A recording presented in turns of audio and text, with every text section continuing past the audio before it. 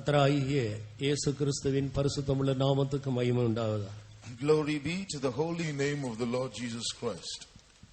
இன்றைக்கும் நாம் விசுவாசிக்கிற நம்முடைய தேவன் மாறாதவராக நம்மத்தில் இருக்கிறார். Even today, our God whom we believe in is in our midst as one who is unchanging. அவர் என்றென்றைக்கும் ஜீவிக்கிற தேவன், சதா காலமும் அவர் ஜீவிக்கிறார். He is God who liveth and abideth forever. He is alive forevermore. ஒரு முறை எனக்கு ஒருவர் இப்படி சொல்லிக் கொடுத்தார். Once a man told me this.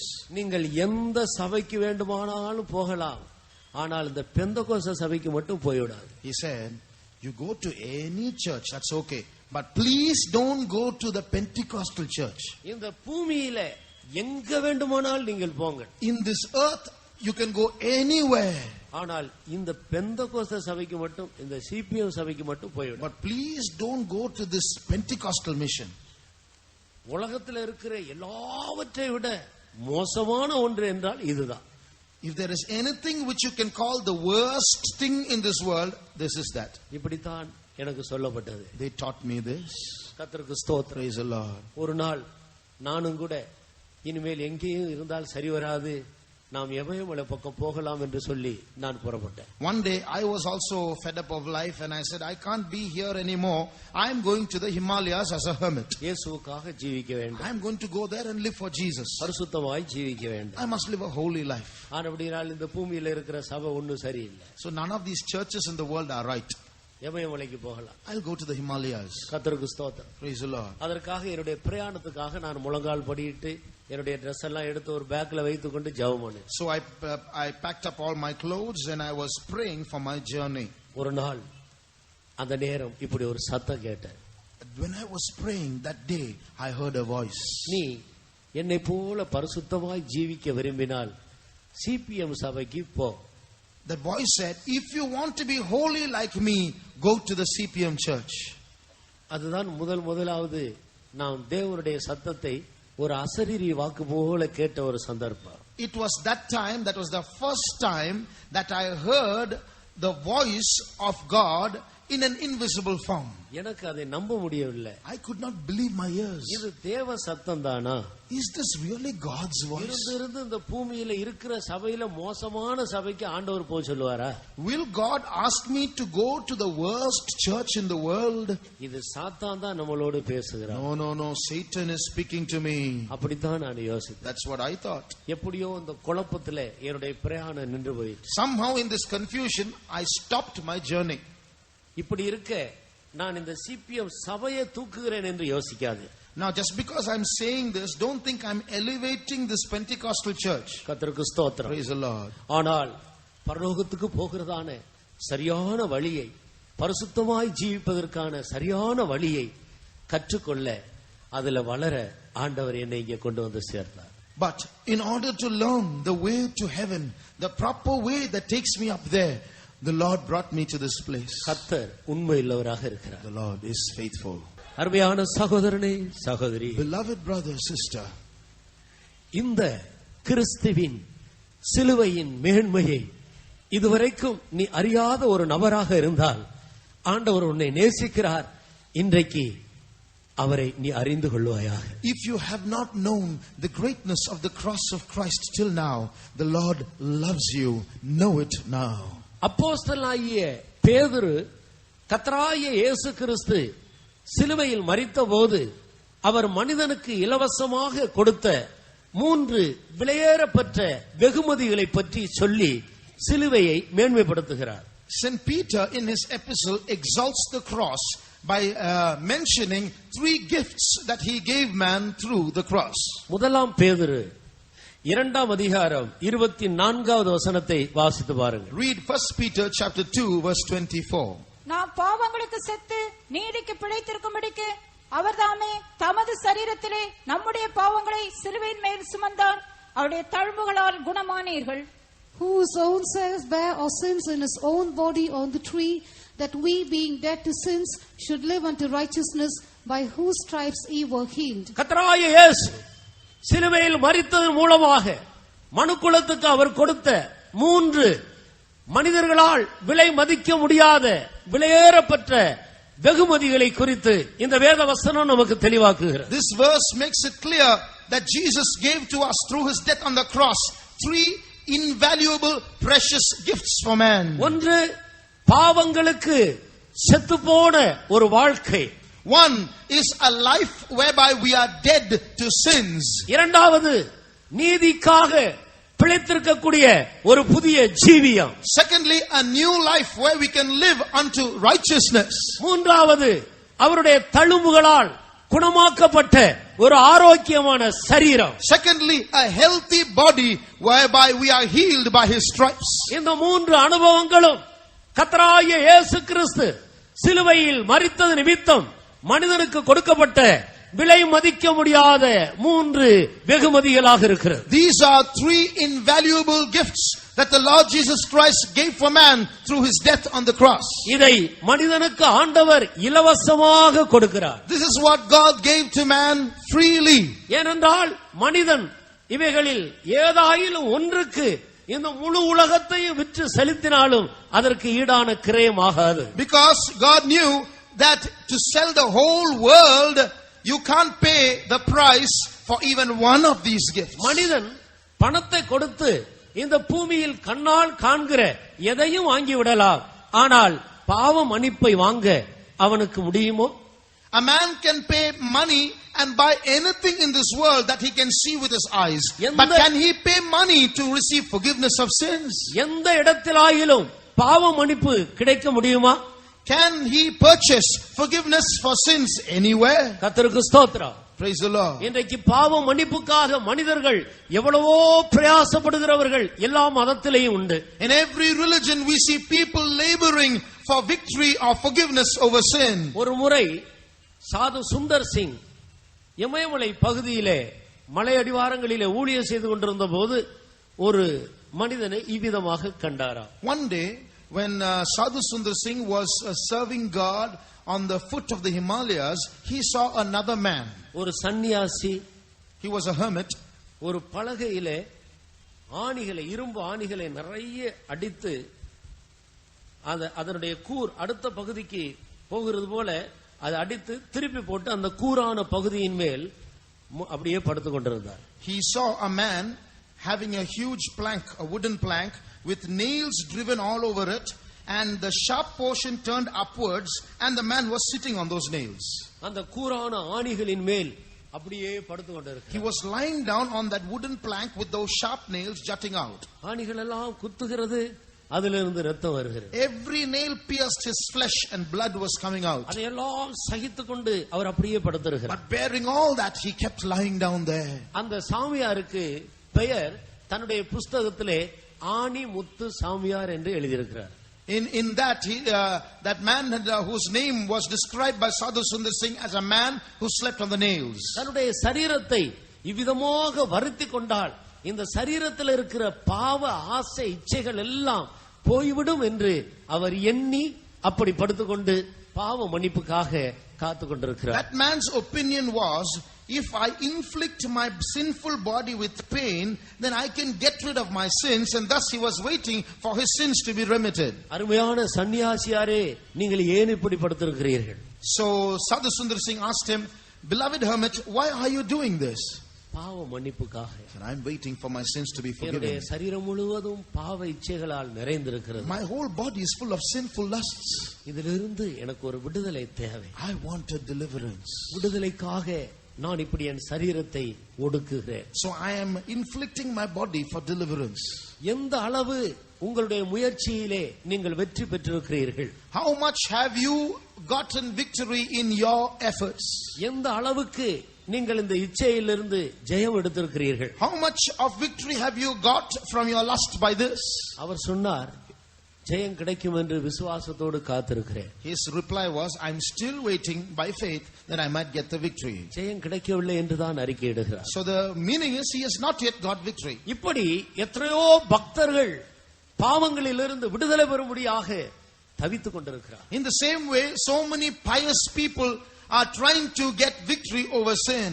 கர்த்தராகிய இயேசு தன்னுடைய பாவத்திலிருந்து எப்படி விடுதலை கொடுத்தார் என்றும் தான் இப்பொழுது எப்படி ஒரு சமாதானமான வாழ்க்கை செய்கிறார் என்றும் இவர் தன்னுடைய சாட்சியை அவருக்கு அறிவித்தார். But this Sadhu Sundar Singh told his testimony to that man how the Lord Jesus Christ suffered for him and delivered from his sins. அப்பொழுது அவர் அதுவரையும் கிறிஸ்துவின் சிலுவைக்கு பகைஞராக வேறு விதமாய் நடந்து கொண்டிருந்த அந்த சாமியார் அன்று முதல் கிறிஸ்துவின் சிலுவையை நேசிக்கிறவராக மாறிவிட்டார். That hermit who was still then an enemy of the cross of Christ understood how Jesus died for him and embraced the cross of Christ. கர்த்தருக்கு ஸ்தோத்திரம். Praise the Lord. நானும் கூட ஒரு முறை இப்படி செய்தது எனக்கு நன்றாக நினைவுக்கு வருகிறது.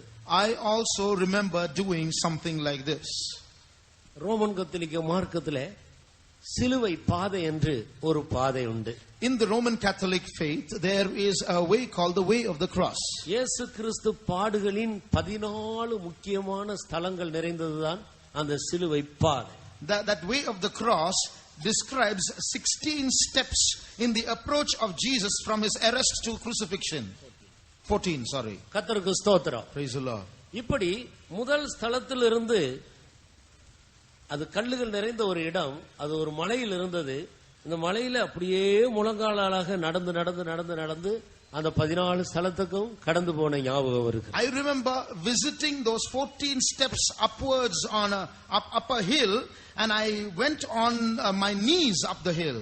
கர்த்தருக்கு ஸ்தோத்திரம். Praise the Lord. அப்படி போனால் நம்முடைய பாவத்திலிருந்து நமக்கு ஒரு மன்னிப்பு கிடைக்கும் என்று சில கன்னியாஸ்திரிகள் எனக்கு சொல்லிக் கொடுத்தார். Some nuns told me that if I do this I can receive forgiveness of sins. நான் அதன்படி செய்து பார்த்தேன். So I did that. எந்த முன்னேற்றமும் இல்லை. No progress at all. So இன்றைக்கு விளங்கிக் கொள்ளுகிறது அதுவும் கிறிஸ்துவின் சிலுவைக்கு விட்டு விட்டு வேறு விதமாக நடக்கிற ஒரு நடக்கையாக இருக்கு. So I realized today that also is leaving the cross of Christ and walking in a contrary way. இன்னொருவர் சொல்லிக் கொடுத்தார், 40 நாட்கள் நீங்கள் கஷ்டப்பட்டு பல்லை கடித்துக் கொண்டு இந்த பாவத்தை ஜெயித்து விட்டால் உங்களுக்கு ஜெயம் கிடைத்துவிடும். Another person told me 40 days you bite your teeth and somehow control yourself, don't allow sin into your life, after that you'll be free. இந்த 40 நாள் பல்லை கடிச்சிட்டு சகிக்கிறதுக்கு ஒரு பலன் வேணுமே, அது எங்க போறது? I have to bite my teeth and I need strength to do that 40 days. Who will give me that strength? கர்த்தருக்கு Praise ஸ்தோத்திரம். the Lord. இப்படி வேறு விதமான எத்தனையோ நடக்கைகளை ஒவ்வொரு மார்க்கத்திலேயும் நாம் பார்க்கிறோம். So in every religion we see so many methods being resorted to. இதைத்தான் வேறு வேத வசனம் இவ்விதமாக நமக்கு தெளிவாக சொல்லுகிறது. This is what the word of God speaks to us clearly about. வேறு விதமாய் நடக்கிற வழிகளிலே நின்று அநேக வழிகளில் நடந்து கொண்டிருக்கிறவர்களே பூர்வ பாதை எவை என்று கேட்டு அந்த பாதையில நடவுங்கள் என்று வேதவசனம் நமக்கு சொல்லுது. The Bible says stand in the way and see and find out which is the old path and walk therein. அநேக வழிகளில் நடந்து கொண்டிருக்கிறவர்களே, those who are walking in various ways, வேறு விதமாய் நடக்கிறவர்களே, those who are walking in contrary ways, நடக்க வேண்டிய பூர்வ பாதையாகிய சரியான வழியை கண்டுபிடியுங்கள். find out that right way, that old way in which you ought to walk. அதுதான் நானே வழி என்று சொன்ன இயேசுவின் வழியாக இருக்கிறது. That's the way of Jesus who said I am the way. இந்த பூமியின் அண்ட சராசரங்களிலேயும் காணப்படுகிற எந்த மனிதனா இருந்தாலும் சரி, பாவ மன்னிப்பை பெற்றுக்கொள்ள முடியாக அவன் கடந்து வர வேண்டிய ஒரே ஒரு வழி கர்த்தராகிய இயேசுவின் வழியாக. In the whole universe, for any human being to receive forgiveness, there is only one way, and that's Jesus the way.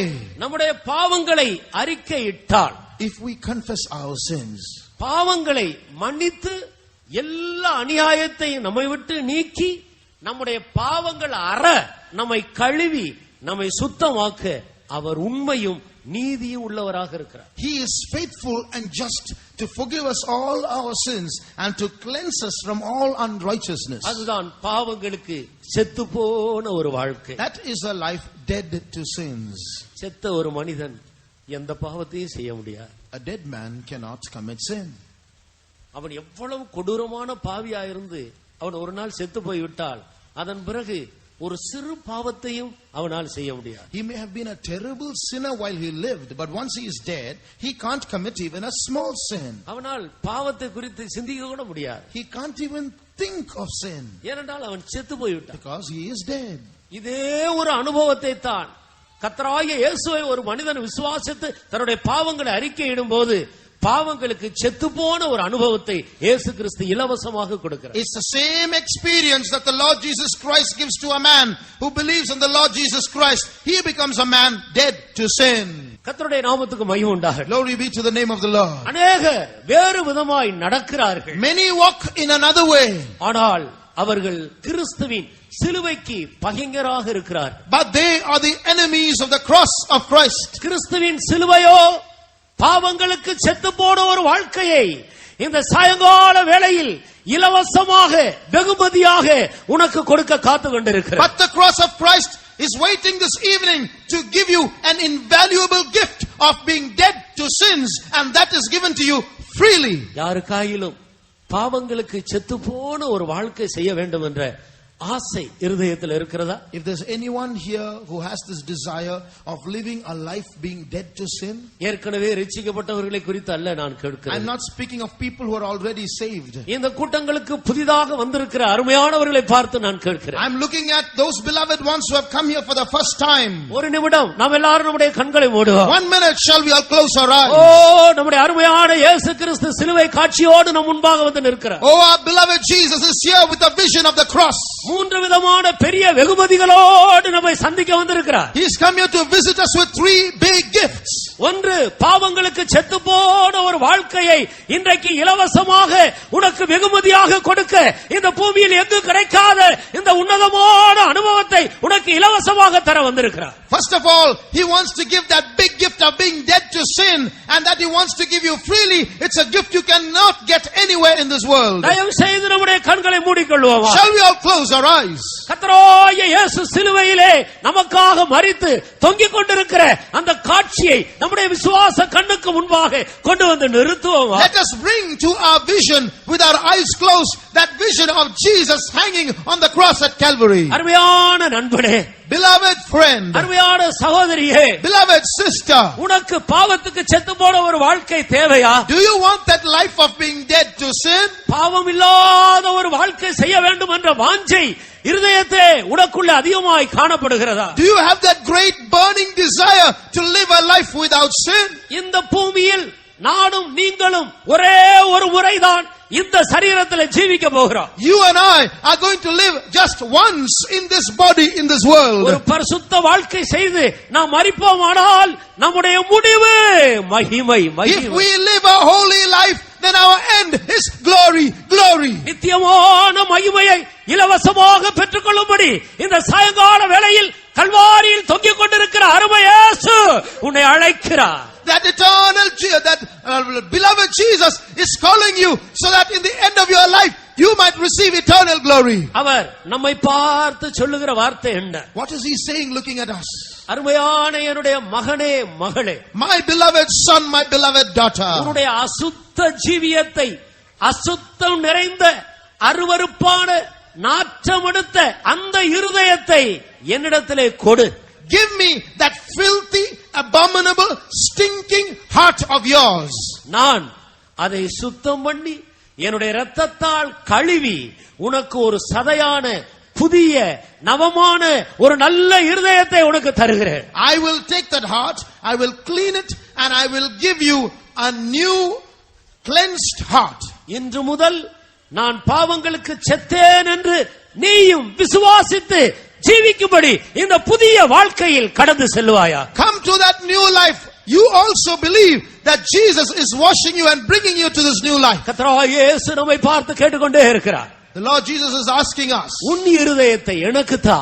give me your heart. உன் இருதயத்தை எனக்கு தா. Give me your heart. அசுத்தமான அந்த இருதயத்தை எனக்கு தா. Give me that filthy heart of yours. இருண்ட அந்த இருதயத்தை எனக்கு தா. Give me that dark heart of yours. நாறிக்கொண்டிருக்கிற அவருடைய பாவ வாழ்க்கையை என்னிடத்தில் கொடு. Give me that stinking life of yours to me. வாசனையுள்ள ஜீவியத்தை நான் தருகிறேன். I'll give you a fragrant life. பாவங்களுக்கு செத்து போன ஒரு ஜீவியத்தை நான் தருகிறேன். I'll give you a life dead to sin. எத்தனை பேர் அதை கொடுக்க முன்னுக்கு வருகிறோம்?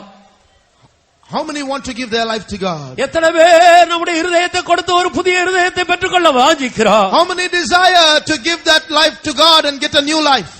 இருக்கிற இடத்திலிருந்து இன்றைக்கு நீ அப்படி ஒப்பு கொடுப்பாயானால் If you surrender today, then as you are. விசுவாச கண்ணை திறந்து பாருங்கள், பரலோகத்தில் உனக்காக ஒரு புஸ்தகம் திறக்கப்படுகிறது. With eyes of faith, open your eyes of faith and see, in heaven a book is opened for you. அதுதான் ஜீவ புஸ்தகம். That is the book of life. இன்றைக்கு அருமையான சகோதரனே, சகோதரியே, உன்னுடைய பெயர் அந்த ஜீவ புஸ்தகத்திலே இதோ எழுதப்படுகிறது. Beloved brother, beloved sister, your name is being written in that book today. நீயும் பரலோக அங்கத்தினர்களிலே ஒருவராக மாற்றப்படுகிறீர். You are going to become a citizen of heaven. இயேசு ஒரு மனிதனுடைய பாவத்தை மன்னிக்கும் போது இதுதான் சம்பவிக்கிறது. This is what happens when God forgives the sins of a man. இனி நீ பிசாசின் பிள்ளை அல்ல. You are no more the child of a devil. இன்று முதல் உன்னுடைய பெயர் மாற்றப்படுகிறது. Your name is being changed. நீ தேவனுடைய பிள்ளையாக You மாறுகிறாய். are now a child of God. நீ தேவனுடைய பிள்ளையாக You are மாறுகிறாய். now a child of God. நீ தேவனுடைய பிள்ளையாக மாறுகிறாய். You are a child of உன்னுடைய God. பெயர் ஜீவ புஸ்தகத்தில் எழுதப்படுகிறது. Your name is in the book of life. ஹல்லேலூயா, ஹல்லேலூயா, ஹல்லேலூயா, ஹல்லேலூயா, ஹல்லேலூயா, ஹல்லேலூயா, ஹல்லேலூயா. மனஸ்தாபப்பட்டு ஒப்பு கொடுத்த இந்த நேரத்தில் தானே ஆண்டவர் உன்னுடைய வாழ்க்கையை மாற்றிவிட்டார். At this very moment where you have given your life to God with repentance, He has changed you. இந்த அனுபவம் எப்படி கிடைத்தது என்று யாராயிலும் உங்களிடத்தில் கேட்டால் அது ஆண்டவருடைய கிருபை என்று சொல்லுங்கள். If anyone asks you, how did you get this experience? You say, it is the grace of God. தேவன் என் மேல் வைத்த கிருபை என்று சொல்லுங்கள். Say, it is God's grace upon me. கண்களை மூடின வண்ணமாகவே அந்த சிலுவையை பார்த்து ஆண்டவரை துதித்துக் கொண்டே இருங்கள். Close your eyes, look at the cross with eyes of faith and keep praising God. இவ்வளவு நாட்களாக நீ எனக்கு பகைஞனாய் இருந்தாய், இன்று முதல் நீ என்னுடைய சிநேகிதனாக மாறிவிட்டாய் என்று அந்த சிலுவையிலிருந்து ஒரு சத்தம் உண்டாகிறது. From the cross you can hear a voice. Till today you were my enemy, but from today you are my friend. நீ கிறிஸ்துவின் சிலுவைக்கு பகைஞன் அல்ல. You are no more an enemy of the cross of Christ. நீ இயேசுவின் சிநேகிதனாக மாறுகிறாய். You are a friend of Jesus. உன்னுடைய இருதயத்தை அவர் மாற்றி விட்டார். He is changing your heart. இதோ ஒரு புதிய வாழ்க்கை செய்யும்படி ஆண்டவர் உனக்கு புதிய கிருபைகளை கொடுத்து கொண்டிருக்கிறார். He is giving you new grace to live a new life. இன்று முதல் நீ நீதிக்காகவே பிழைப்பாய். Hereafter you are going to live unto righteousness. உனக்கு இருக்கிற இந்த இருதயம், இந்த சரீரம் நீதியின் பாதையிலே இன்று முதல் நடக்கும். Now that heart that you have will lead you from today in the path of righteousness. இது இரண்டாவது அவர் உனக்கு கொடுக்கிற வெகுமதியாக இருக்கிறது. This is the second gift He will give you. உன் பாவங்களை மன்னித்தது மட்டுமல்ல, He has not only forgiven your ஒரு sins. புதிய வாழ்க்கை செய்யும்படி ஒரு புதிய ஜீவனை அவர் உனக்குள்ள கொடுத்து To கொண்டிருக்கிறார். live a new life, He will give you new grace.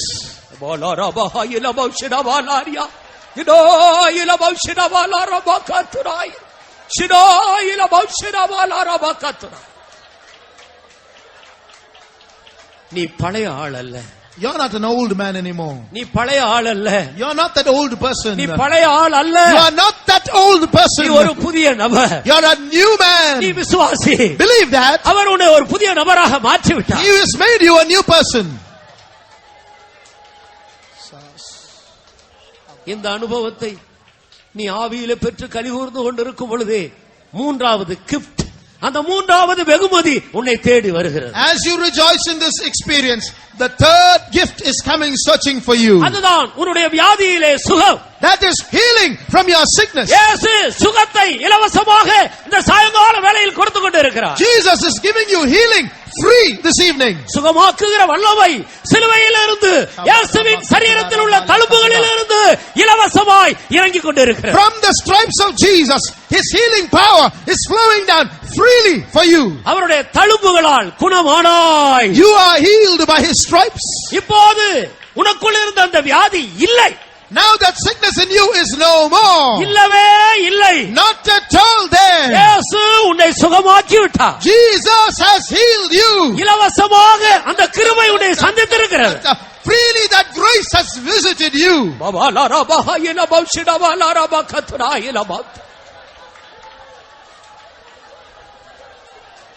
நாரி கிடந்த என் நாற்றத்தை நீக்கியதும் கிருபை. நாரி கிடந்த என் நாற்றத்தை நீக்கியதும் கிருபை. நாசமணுகாமல் பாதுகாத்தழைத்து மந்தையில் சேர்த்து கொண்டீரே. நாசமணுகாமல் பாதுகாத்தழைத்து மந்தையில் சேர்த்து கொண்டீரே. நாரி கிடந்த என் நாற்றத்தை நீக்கியதும் கிருபை.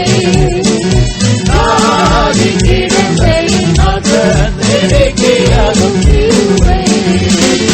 நாசமணுகாமல் பாதுகாத்தழைத்து மந்தையில் சேர்த்து கொண்டீரே.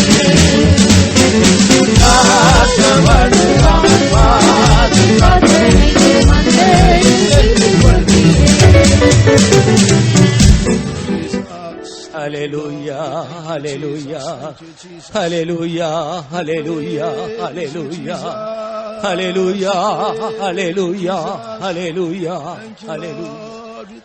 கர்த்தருடைய நாமத்துக்கு மகிமை உண்டாகட்டும். Glory be to the name of the Lord. பாவ மன்னிப்பை இலவசமாக வெகுமதியாக ஆண்டவரிடத்தில் பெற்றுக்கொண்ட அருமையானவர்களே, நீங்கள் தொடர்ந்து இந்த வாழ்க்கையில் முன்னேறி செல்லும்படியாக ஞானஸ்நான வேதபாட கூட்டத்தில் கலந்து கொண்டு ஞானஸ்நானம் பெற்றுக் கொள்ளுங்கள்.